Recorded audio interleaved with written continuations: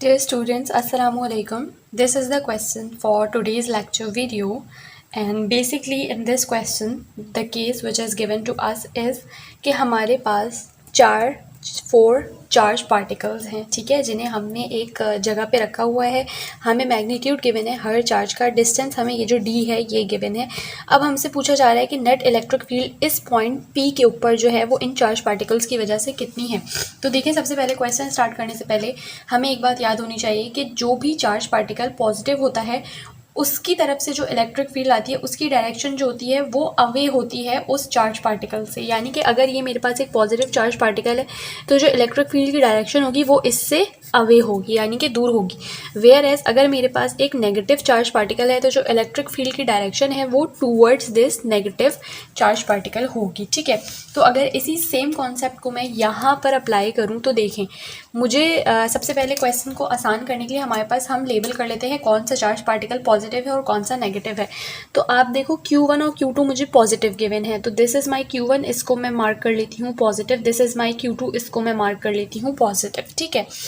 Q3 भी मुझे positive given है, तो ये रहा Q3, इसको मैंने पॉजिटिव मार्क कर लिया। और Q4 मुझे नेगेटिव गिवन है, तो ये रहा Q4, इसको मैंने नेगेटिव मार्क कर लिया।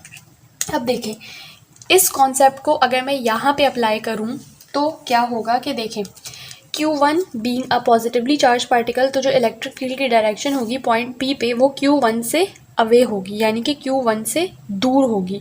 तो देखो, Q1 से अगर मैं देखूं तो अवे का मतलब इस तरफ होगी, क्योंकि Q1 इधर है तो इससे इस तरफ जाएगी ना, इस तरफ जाएगी। और अगर इसको मैं पॉइंट P पे बनाऊं तो मेरे पास इस तरीके से आएगी, ठीक है। तो इसको मैं E1 का नाम दे देती हूँ। सिमिलरली अगर मैं Q2 की बात करूं तो Q2 भी पॉजिटिव है, तो इसकी तरफ से जो इलेक्ट्रिक फील्ड की डायरेक्शन होगी वो इस तरफ जाएगी, अवे इससे जाएगी, तो इससे अवे इस तरफ। तो पॉइंट P के ऊपर अगर मैं लेबल करूं उसको तो वो मेरे पास इस तरह से आएगी, इसको मैं E2 का नाम दे देती हूँ, ठीक है। अब अगर मैं चार्ज 3 की बात करूं तो वो भी पॉजिटिव है, तो अब अगर ये पॉजिटिव है तो पॉइंट P पे इसकी डायरेक्शन अवे होगी दोबारा से, तो पॉइंट P पे इसकी डायरेक्शन अवे मेरे पास इस तरह से आएगी, ठीक है। तो ये इसको मैं E3 का नाम दे देती हूँ। और E4 के लिए अगर आप देखो तो ये नेगेटिव है, तो इसके तरफ जो इलेक्ट्रिक फील्ड होगी उसकी direction towards this negative field होगी, यानी कि इसकी डायरेक्शन अगर मैं फॉर एग्जांपल बनाऊँ तो ये इस तरह से मेरे पास आ रहा होगा टूवर्ड्स द चार्ज पार्टिकल, ठीक है। और इसको हम E4 का नाम दे देते हैं। अब आप लोग एक चीज़ देखो कि मेरे पास जो इक्वेशन होती है इलेक्ट्रिक फील्ड की वो मेरे पास क्या होती है, वो मेरे पास होती है E=K magnitude of Q over the distance R², ठीक है। अब यहाँ पे मेरे पास K कांस्टेंट होता है, Q मैग्नीट्यूड होता है, R² जो है वो डिस्टेंस होता है। अगर आप चार्ज पार्टिकल 1 की बात करो तो जितना चार्ज पार्टिकल 1 का डिस्टेंस है पॉइंट P से उतना ही चार्ज पार्टिकल 2 का डिस्टेंस है पॉइंट P से, क्योंकि D जो है वो मुझे क्वेश्चन में गिवन है, दैट इज़ 5 माइक्रोमीटर। तो ये भी 5 माइक्रोमीटर है, ये भी 5 माइक्रोमीटर, यानी दोनों का डिस्टेंस सेम है। सिमिलरली K तो कांस्टेंट है तो K सेम ही रहेगा दोनों के लिए, ठीक है। और अगर आप मैग्नीट्यूड की बात करो तो दोनों का मैग्नीट्यूड भी सेम गिवन है मुझे 5E, ठीक है। तो इसका मतलब ये वाली जो टर्म है E1 और E2, उसको अगर आप इस इक्वेशन में पुट करो तो आपके पास सेम इक्वेशन बनेगी दोनों के लिए, ठीक है, क्योंकि मैग्नीट्यूड भी सेम है, डायरेक्शन भी डिस्टेंस भी सेम है और कांस्टेंट भी दोनों के लिए एक ही रहेगा ऑब्वियसली, ठीक है।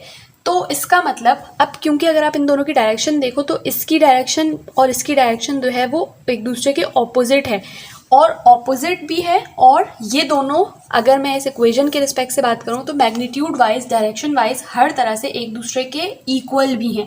तो opposite and equal will cancel out each other, that is why हमारे पास E1 और E2 का जो इफेक्ट है पॉइंट P के ऊपर वो क्या हो जाएगा, कैंसिल आउट हो जाएगा, ख़त्म हो जाएगा। क्यों? क्योंकि ये दोनों इक्वल हैं और ऑपोजिट डायरेक्शन में हैं। तो हम क्या करते हैं कि हम पॉइंट P से E1 और E2 को अपनी सिंप्लिसिटी के लिए या अपनी आसानी के लिए इरेज कर लेते हैं। सो स्टूडेंट्स, E1 और E2 रिमूव हो चुके हैं, मेरे पास इरेज हो चुके हैं। अगर आपके माइंड में ये क्वेश्चन आ रहा है कि E3 और E4 की डायरेक्शन भी तो जो है वो एक दूसरे के ऑपोजिट है, तो ये एक दूसरे को कैंसिल आउट क्यों नहीं कर रहे, तो देखें, सबसे पहले E3 जो है वो आपके पास ये जो Q3 है उसकी बात है, तो उससे लेके पॉइंट P तक का जो डिस्टेंस है वो सिर्फ एक सिंगल D है।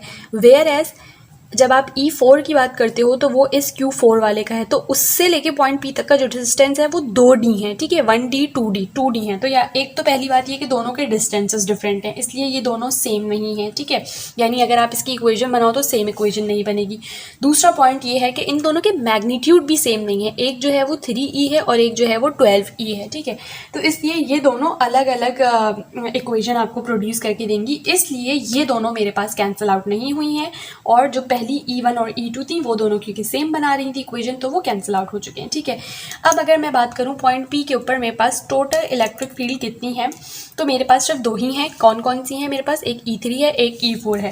अब स्टूडेंट्स हम क्या करते हैं, हम अपनी आसानी के लिए अज्यूम कर लेते हैं कि ये दोनों जो हैं वो मेरे पास ओवरऑल, इसको मैं इस तरह से अपना एक एक्स एक्सिस मान लेती हूँ, ठीक है। ये आप समझो मेरे पास पूरा एक्स एक्सिस है जिसके ऊपर Q3 और Q4 लाई कर रहे हैं। ये मानने से मुझे क्या आसानी होगी कि मुझे फिर इसको इसके कंपोनेंट्स के अंदर डिटेलिंग में जाने की ज़रूरत नहीं पड़ेगी। मैंने अज्यूम कर लिया है कि मेरे पास सिर्फ मतलब कि जो Q3 और Q4 हैं वो एक्स एक्सिस पे हैं, मीन्स उनके वाई कंपोनेंट्स नहीं हैं, ठीक है। तो अब स्टूडेंट्स आप देखो कि अगर मैं इसकी इक्वेशन लिखना चाहूँ कि मेरे पास टोटल इलेक्ट्रिक फील्ड इस वक्त पॉइंट P पे कितनी मौजूद है, तो वो मेरे पास कैसे मैं लिख सकती हूँ, मैं लिख लेती हूँ EP, यानी E और P का मतलब कि पॉइंट P के ऊपर कितनी इलेक्ट्रिक फील्ड है, तो वो मेरे पास है एक E4 और एक E3। अब आप देखो E4 क्योंकि ऊपर की तरफ जा रही है तो इसकी जो डायरेक्शन होगी वो टूवर्ड्स पॉजिटिव एक्स एक्सिस होगी, वेयर एज E3 जो है वो मेरे पास नीचे की तरफ आ रही है, यानी इसकी जो डायरेक्शन है वो टूवर्ड्स नेगेटिव एक्स एक्सिस होगी। तो ये पॉजिटिव और ये नेगेटिव, अगर आप इन दोनों को ऐड करो तो ये क्या हो जाएगा, E4 माइनस E3, ठीक है। तो ये हो जाएगा E4 माइनस E3, यानी इतनी टोटल इलेक्ट्रिक फील्ड जो है वो पॉइंट P पे इस वक्त मेरे पास मौजूद है, ठीक है। तो अब अगर आप इनकी इक्वेशन यहाँ पे पुट करो तो E4 के लिए फिर आप इस इक्वेशन को अगर यहाँ पे रखो तो ये हो जाएगा K magnitude of Q4 divided by R square minus K magnitude of Q3 divided by R square. Now put K magnitude of Q4 that is 12E, तो आप यहाँ पे पुट कर दो 12E divided by distance R square. Q4 का जो distance है वो कितना है, 1 + 1 यानी कि 2D का स्क्वायर क्या हो जाएगा आपके पास, हो जाएगा 4D स्क्वायर माइनस के magnitude of Q3 that is 3E, ठीक है। तो ये हो जाएगा 3E डिवाइडेड बाय डिस्टेंस जो है वो मतलब 3 से लेके यहाँ तक कितना है, सिर्फ सिंगल D है तो D का स्क्वायर, ठीक है। तो अब आप देखो यहाँ पे ये 4 1 ज़ा 4 और ये 4 3 ज़ा 12 कैंसिल आउट हो जाएगा, तो ये मेरे पास कितना बचा, ये मेरे पास बचा 3KE over D square minus 3KE over D square, ये वाला भी एज इट इज़। दोनों सेम टर्म्स हैं, एक दूसरे से सब्ट्रैक्ट हो रही हैं, तो जो मेरे पास आंसर आएगा वो क्या आएगा, सेम टर्म्स के सब्ट्रैक्ट होने पे 0 न्यूटन पर कूलम। मीन्स के जो टोटल इलेक्ट्रिक फील्ड मेरे पास पॉइंट P पे इस वक्त मौजूद है वो 0 न्यूटन पर कूलम है। तो स्टूडेंट्स ये हमारा आज का क्वेश्चन था, होप आप लोगों को समझ में आ गया होगा। कोई क्वेरी है आप मुझसे कमेंट सेक्शन में पूछ सकते हो। चैनल को सब्सक्राइब करना मत भूलना, अपने फ्रेंड्स के साथ भी शेयर करना वीडियो ताकि उनकी भी हेल्प हो, और अगर कोई क्वेरी है तो मुझसे कमेंट सेक्शन में पूछना बिल्कुल मत भूलिएगा।